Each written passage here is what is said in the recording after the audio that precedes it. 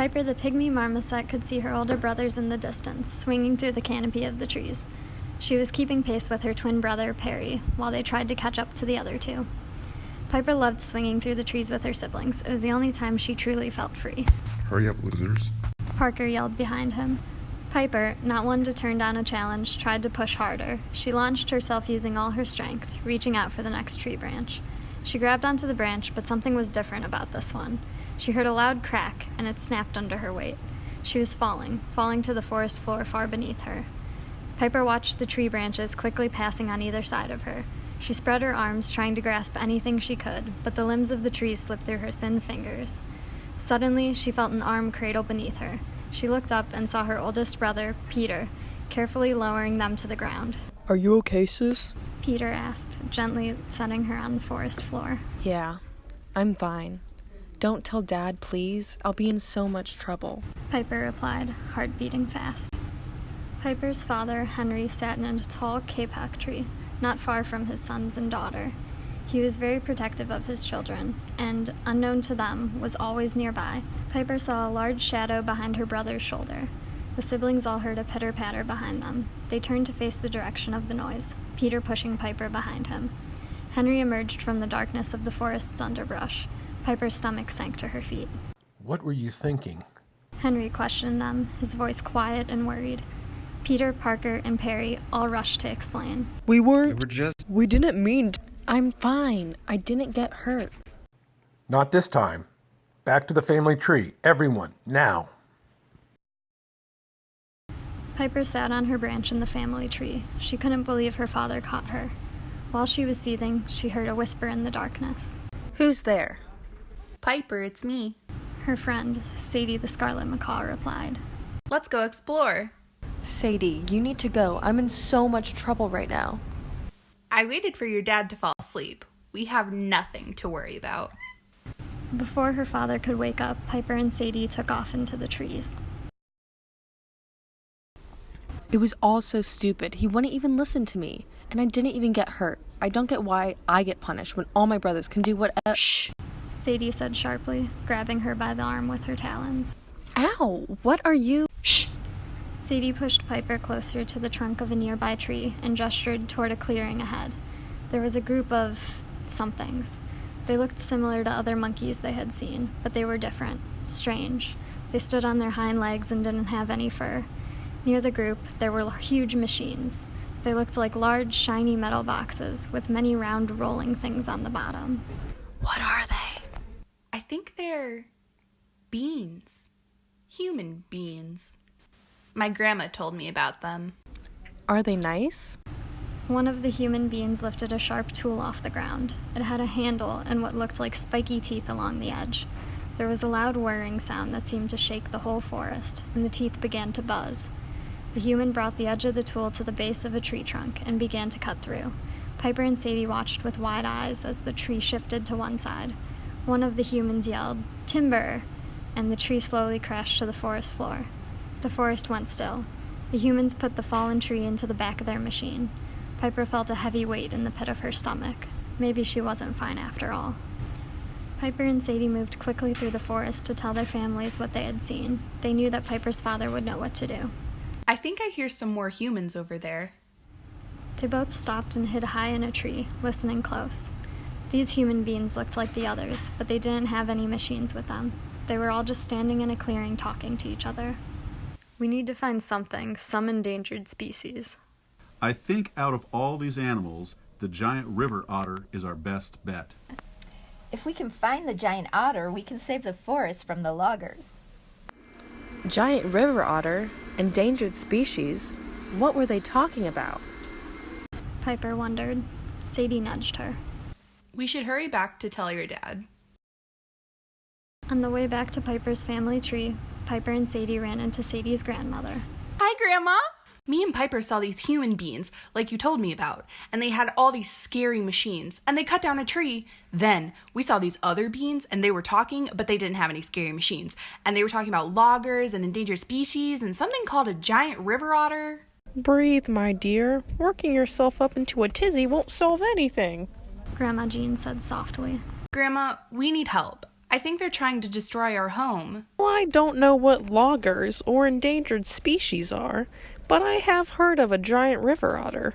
When I was just a small nestling, my mother told me a story of a giant otter named Godric. He was an old and grouchy and mostly stayed in his den. Every once in a while, animals would claim they saw him fishing for food in the early morning. Most of the time, though, there was no sign of him, just a small den on the side of the Amazon River. Piper and Sadie glanced at each other. This could be the way to save their families and the Amazon. Do you think it's true? Do you think there's really a giant river otter? And do you think he would actually help us? Piper asked. I'm sorry, girls, I don't actually know, but I think it's worth a try. Let's go, Sadie. Let's go find Godric. Piper and Sadie had been traveling through the rainforest for what seemed like eternity. Let's rest for a while, Sadie suggested. No, we need to go, just a little further. Piper encouraged. They heard a rustling in the leaves to the side of them. Peering into the pitch black, they saw two luminescent eyes watching from the ground cover. Piper and Sadie looked at each other. It's a caiman! They took off in the opposite direction of the eyes. They felt a snapping at their ankles. Piper peeked over her shoulder and saw rows of sharp, pointed teeth. Sadie wrapped her talons around Piper's shoulders and flew them to a branch out of the reach of the caiman. The caiman bit at the lower branches and, realizing he couldn't reach them, eventually gave up. He stalked off into the night. Now we really should rest. It's too dangerous to keep going when it's this late at night, Sadie said, breathing heavily. Yeah, good idea. Piper and Sadie awoke the next morning, eager to continue their adventure. By midday, Piper and Sadie were starving. They separated to forage for their own food. While Sadie went to look for nuts and fruits, Piper began eating her favorite food, tree sap. As she was eating, she heard Sadie squawk. Help! Sadie? Help! Sadie yelped again, this time more muffled. Piper swung through the trees, rushing to find her friend. She stopped in her tracks when she saw human beings ahead. There were 3 of them, and they were carrying something in a cage. Looking closer, Piper saw Sadie behind the bars. They were taking her friend away. Piper paced in circles, breathing heavily. She didn't know what to do. Her best friend had been taken by the humans, and she hadn't found Godric. How could she continue on her own? Sadie had always been her support. When Piper felt lost or scared or upset, Sadie always knew what to do. She could feel tears welling up in her eyes again and was starting to panic when she heard Grandma Jean's voice saying, Don't worry, dear.